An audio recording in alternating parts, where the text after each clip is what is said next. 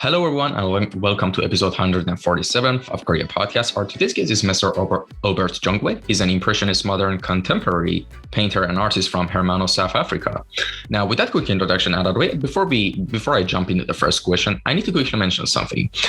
Originally, I found Mr. Jongwe through a YouTube channel called Green Renaissance, which I highly recommend everyone to go watch it. And there was like two videos. Like actually, the first video I saw from that channel was actually a video called titled Richest Man in the World, which the link of it is in the captions as well. You can go watch it as well, which I highly recommend everyone to go watch it, both Richest Man in the World and Truly Wealthy. Those are two videos that he was featured in on Green Renaissance. It's an amazing channel, amazing videos. Like honestly, go check him out. You won't regret it.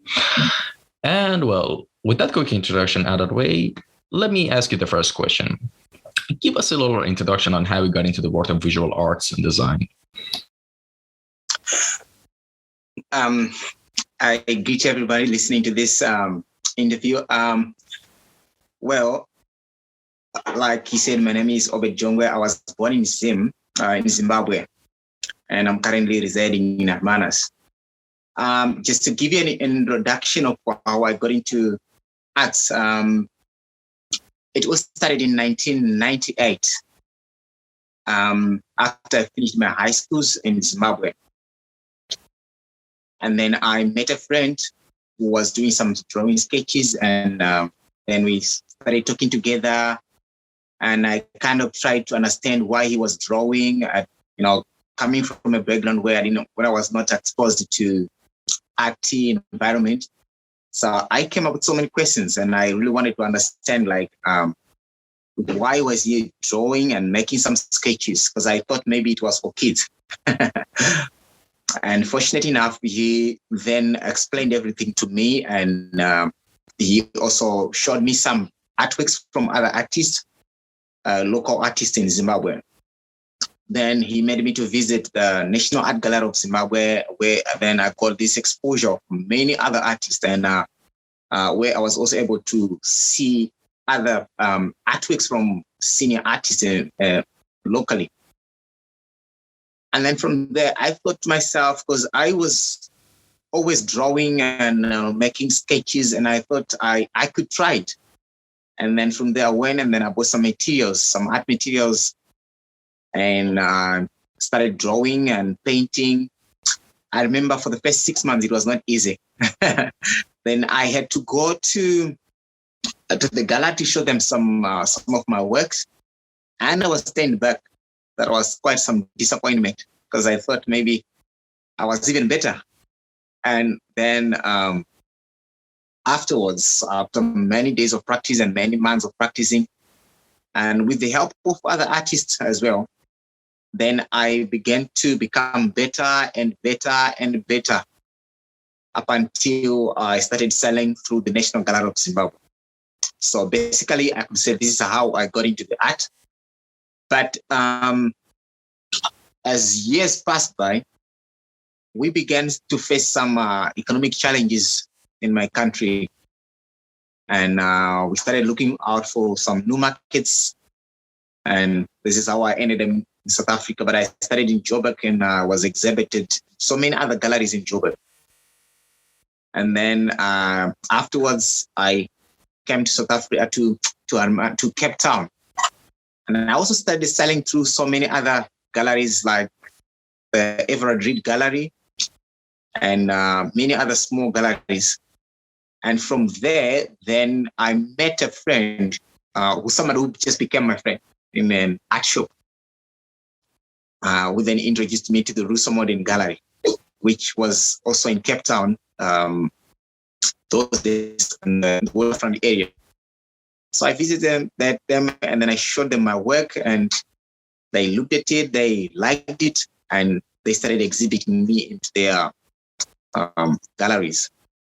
And then afterwards, they then moved from Cape Town Gallery, and they had another establishment here in Hermanus, which they then brought me and introduced me to this new gallery, and I also started exhibiting with them in this new place at Hermanus, where I was highly received and my work also got quite a good recognition.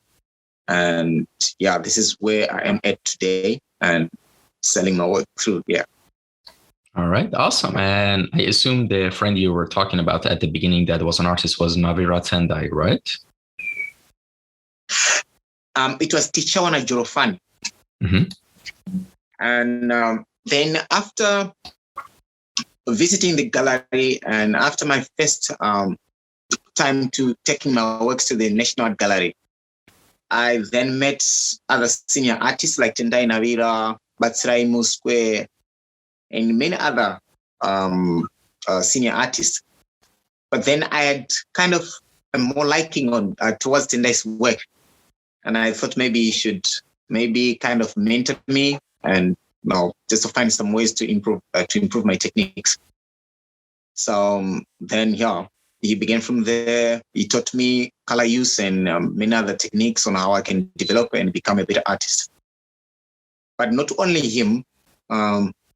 So from then, I developed more into the common Zimbabwean colors, like where we use more of warm colors. And then after a period of time, I had to take like a sabbatical. Then I had to come back again and restart painting. That was around 2016. And in 2016, I met a new friend. Her name is Jenny Jackson. And then she offered herself to start mentoring me and to help me come back into the field and to finding new palettes and, new compositions and many other techniques into the art. So, yeah. So those two are very, very important people in my life. They actually helped me much through their mentorship. Right. Awesome. And another thing that's kind of like, it's a bit of a question for me. Why at the beginning when you got interested in art, like what was it about painting that really made you interested? Like, why didn't you get more interested in like sketching or, just other areas of like, visual art? What resonated with you when you saw painting and you decided to focus on that? I have been always drawing and making some sketches. So for me, painting was sort of like some form of growth and a new challenge altogether. So it was quite interesting that I got attracted into it, and I could see that there was many other techniques to explore with painting than just drawing. So it became quite an interesting subject. And also, color have got some healing properties in it, just by looking at color. And it brings so many things and so many changes to life. The more you play with color, it's, it freshens you and it gives you a new dimension and you begin to see life from a different perspective. So it is actually very good and important to use paint. And I think that's the best medium I resonate much with. Yeah, I can actually agree with you to actually a large extent because the thing I'm more interested in is like, digital art and stuff. But I sometimes like do some hobby stuff. Like I made a paper mache sculpture and try to paint it with acrylic. Like that feeling of like touching the art, like it's different than digital or other like mediums, especially like the coloring, like, just messing around with the whole process. It's kind of fun. Like, I don't know how to explain it. Like, it's way different than other like, digital or even sketching and other stuff. Like, as you said, like color is also a really attractive aspect for me when I see other artists' work. And yeah, I can totally see that. And actually, here's the thing that I want to let's address the elephant in the room, which is about Green Renaissance. How did you come up with them and contact you? And, you made those videos, which, would you care to talk about those a bit, please, for us? Yeah, they, I've been published into so many publications, and I'm sure they came across some of the publications, like in the newspapers and so many other media platforms. And then they also met a friend of mine, like Jenny Jackson, who then introduced me to them. And we got in contact and they visited my studio. We had a very beautiful time talking, and they kind of got interested in making, like coming and taking some videos and documenting my story and bringing it out there.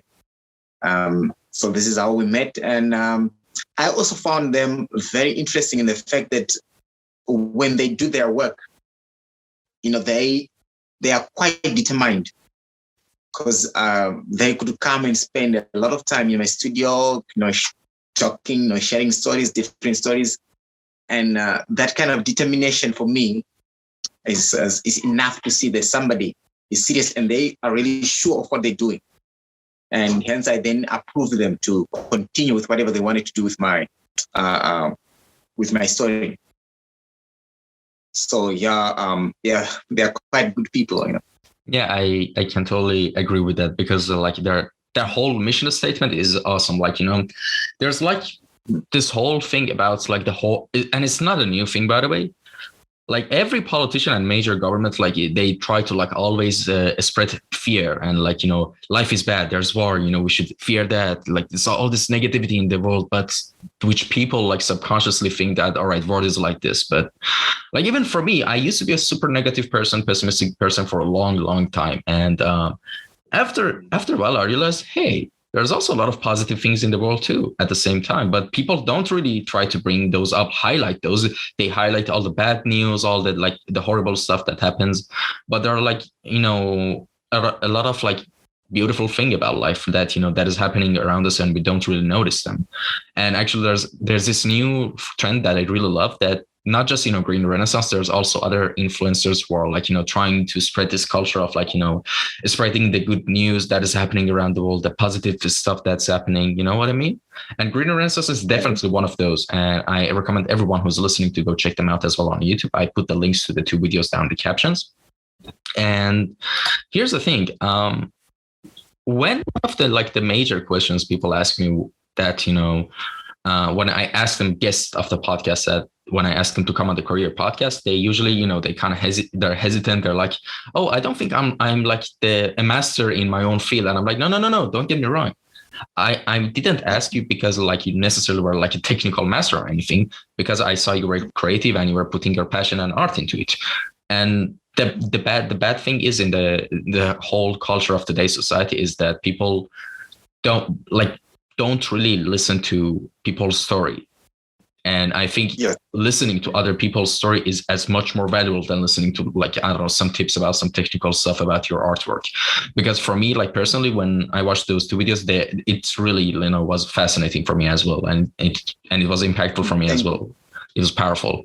And this is why, like, even for example, some of the like latest guests I had, like there was this girl from Iran in my home country as well. She wasn't like necessarily a master at her stuff, but her story was really interesting. The path she went through, the stuff she had to went through to, where she is now. And I think listening to other people's story could give you a real genuine perspective and like insight on how you can like, go about and plan out your life. And sir, your story is one of them for me as well, personally. And, do you have any other plans, like, future plans with Green Renaissance, by the way? I'm just curious. Most definitely. I was just reading through the commentaries and I could see that the people are quite interested to hear more from me. So I'm sure in the future, it may take a little bit of some time, but I'm sure in the future, I think we're going to have some more stories to come, maybe towards the end of the year, or I don't know when exactly, but I know in the future there's definitely something which is going to come. All right, that's good news to hear. And by the way, just one other thing I want to ask you is, in your website, you also like, you kind of made this kind of like an organization, and you're also promoting other artists from your own area. Like there list of artists there on the website. And could you talk a little bit about like the whole Obert Art Modern, website, and, what's the statement about, what its mission is? Well, I think if you watched the my second video, I said we all need people around us, and when you begin to see other people, you tend to learn a lot of things from them, and you tend to understand also life in a different light than just being yourself. So when you look around, you see there's so many successful people, and also there are people who are really in need. There might be people from your closest family, or there might be people from your friends. There might be people from just, in your society. So by looking at that and understanding that every individual was created for a purpose and for a reason, then you tend to ask yourself, like, why am I here? What is my purpose in this world? And then through these different experiences in life, you begin to see yourself as somebody who's there for a service. And you sometimes begin to ask yourself, like, so am I offering this service or I'm not? And most obviously, you may find yourself not yet started on it. So this is how I then came up with this idea of, social inclusion, where I could meet some people, and if I can help them within my capacity, then I could, stretch my hand and see if I can help. So Obert Art Modern is there to assist people who wants to become artists and people who are facing challenges in so many different areas of life, not only limited to art. I can help through advices. I can also help just by being there for them.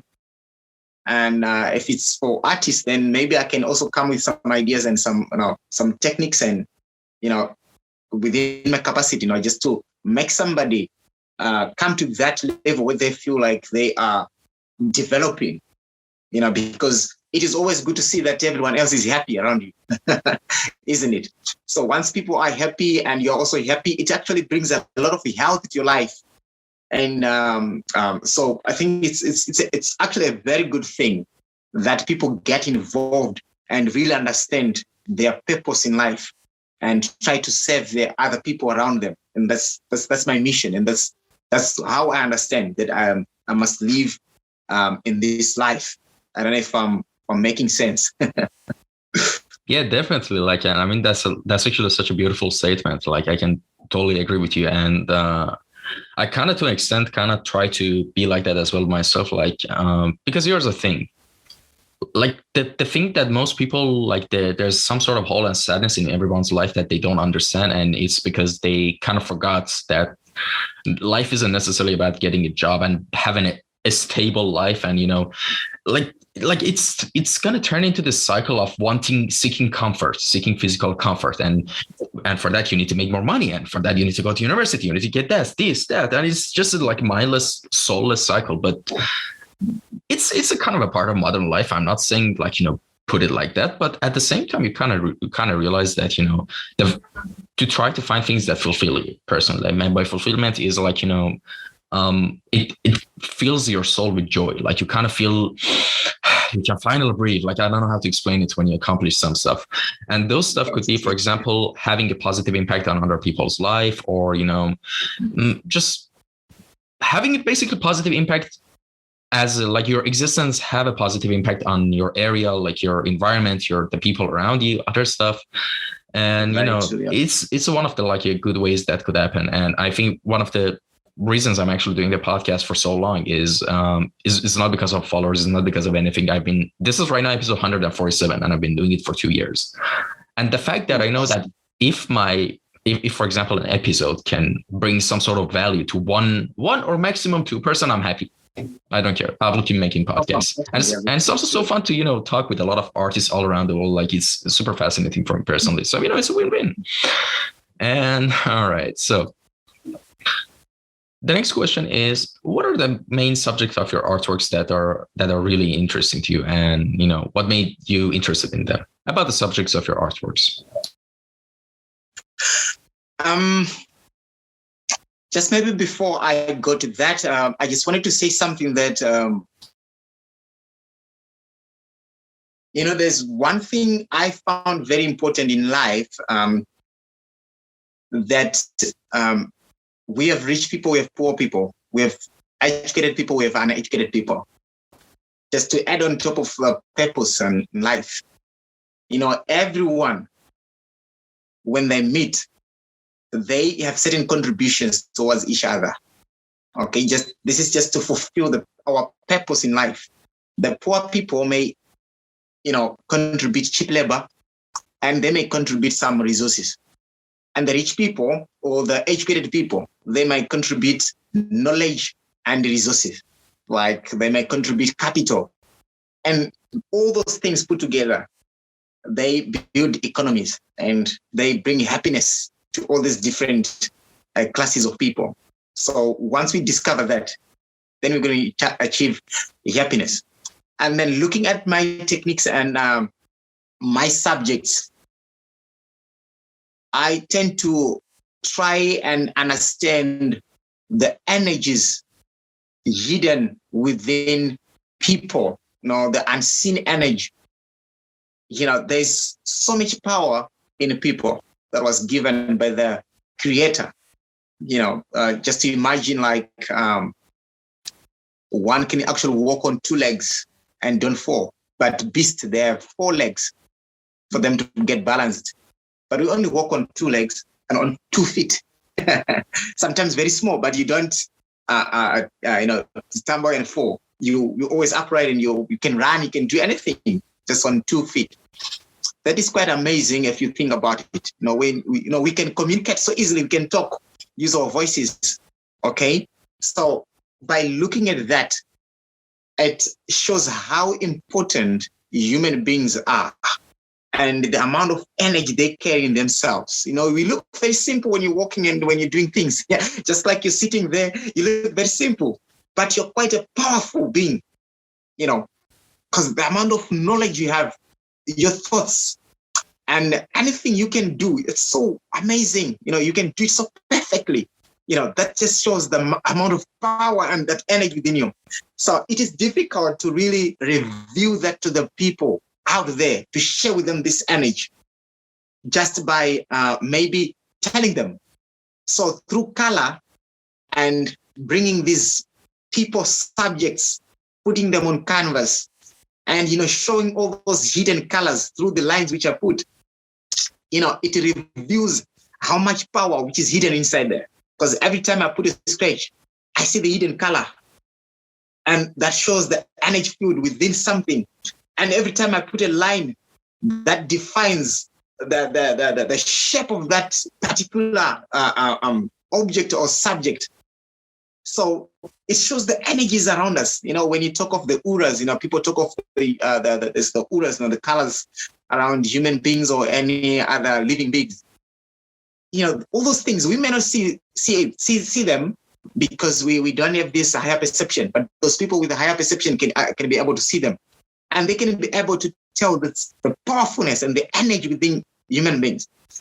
So by having that in mind, I also try to project through color. Like if you look at most of my color, I use grays, and I try to bring the sea light in my paintings. If you look at them, and because every time I go to the sea and I look at the sea, there's always some difference in light. If you look at a space where there's not the sea, you see a different light. But if you look into the sea, you see a different light. And that light can actually show you the energy within the sea. And the same energy, you can also see it on a human being. So when I do my paintings, I'm just trying to portray that to show that radiance of power, I don't know if people can see it, but that's what drives me, to keep painting people. Yes, of course, I also like painting animals because we are quite related to animals, though we have higher dominance on them, and we can actually control them. So if you look at that relationship, the Creator made it so easy that we have this dominance, and animals can actually, respect us. There are animals which can eat people. Okay, we have lions, we have cheetahs, tigers, all those dangerous animals. But to a certain extent, they also afraid of people. They actually respect people. Like I was reading a certain documentary, it was telling me that when tigers see people, they can actually hide themselves. You see, so that power, that relationship we have with animals, it's also kind of amazing. And if you look at the size of a horse, my brother, a horse is such a massive animal, it's big. But a small child can actually control it. So that all those ideas and all these things around us in this environment, they really need to be recorded, and we need to show this relationship through color and paintings and some sculptures, and so this is where I get my inspiration from. All right. And who are your favorite artists and designers that have inspired you the most? Come again?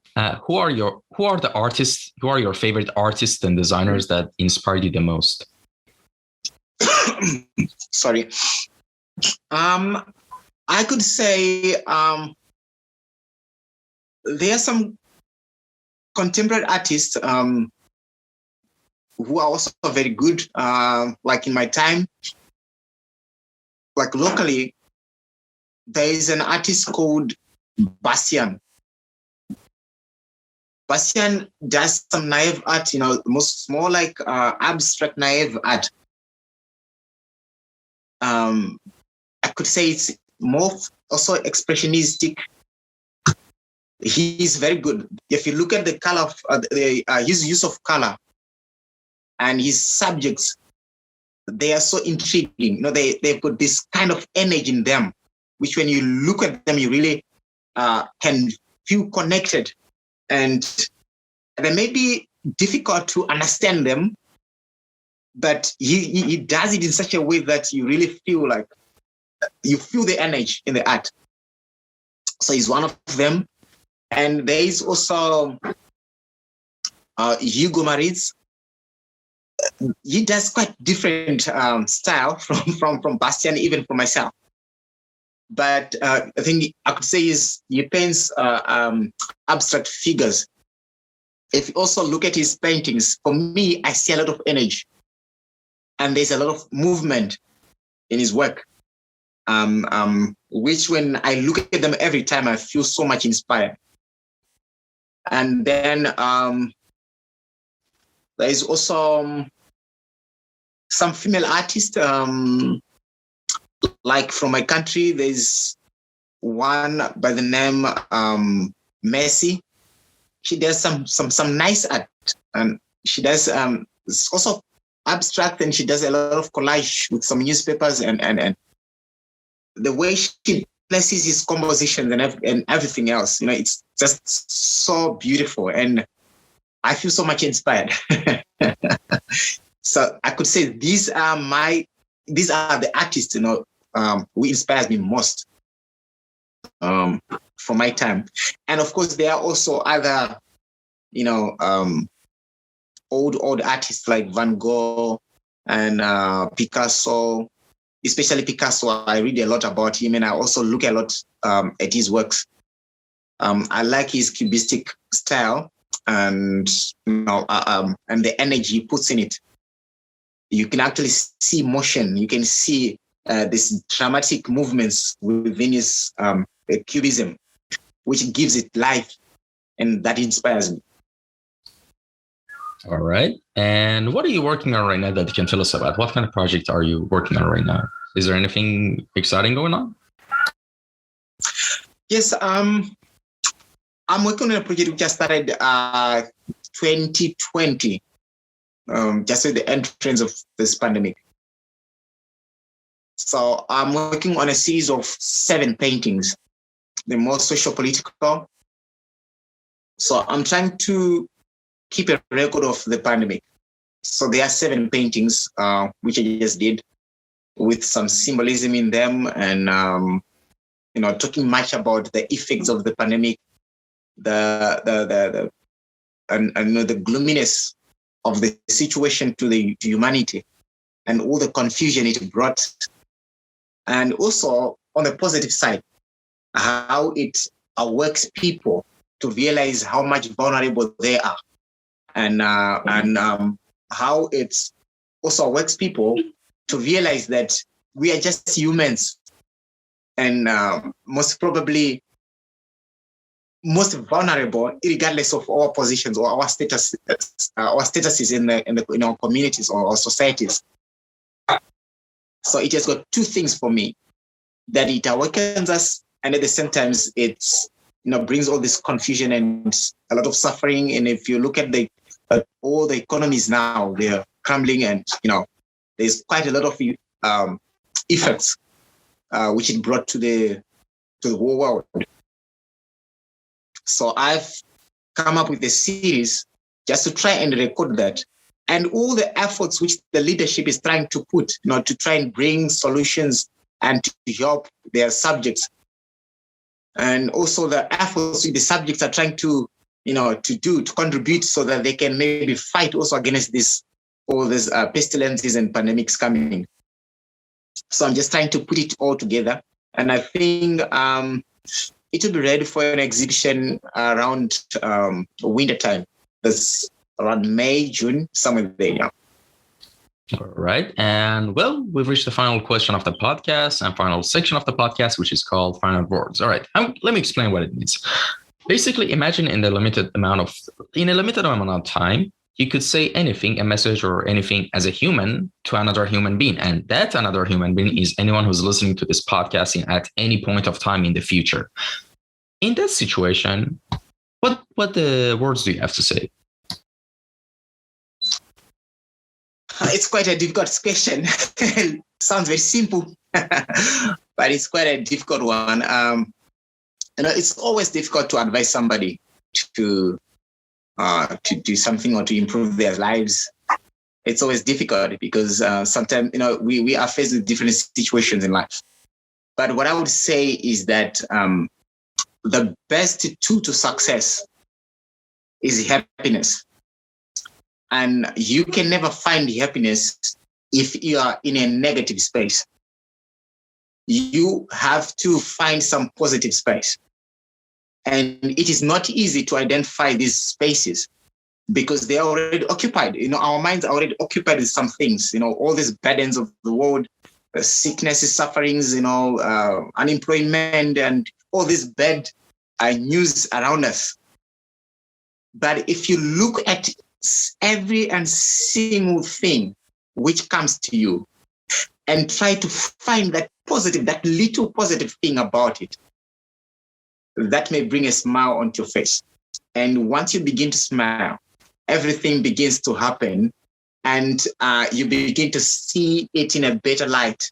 And also it will help you to find some solutions. It be a problem, if it is some kind of some happy moments, you also even become more enlightened. So it is always beautiful, and it is always important to find that little positive thing in life, in every situation you enter. And the moment you begin to do that, I want to repeat my statement again. You begin to become wise, and you begin to be able, or to be, you begin to know how to handle situations. I don't know if I'm making myself clear. Yes, so absolutely. Yes, find a little. Always. Yeah, sorry. And well, honestly, I have to admit something. This is like no joke. This is like in my top 3 episodes I've ever done. Like this was actually a really powerful episode, and I'm gonna just share it everywhere that I can, because I think everyone needs to hear and listen to these words and stuff. Like basically we talked about. And I think it's more to being an artist than just like being good technically. It's also just to be a complete human as well, like try to be a complete human as well.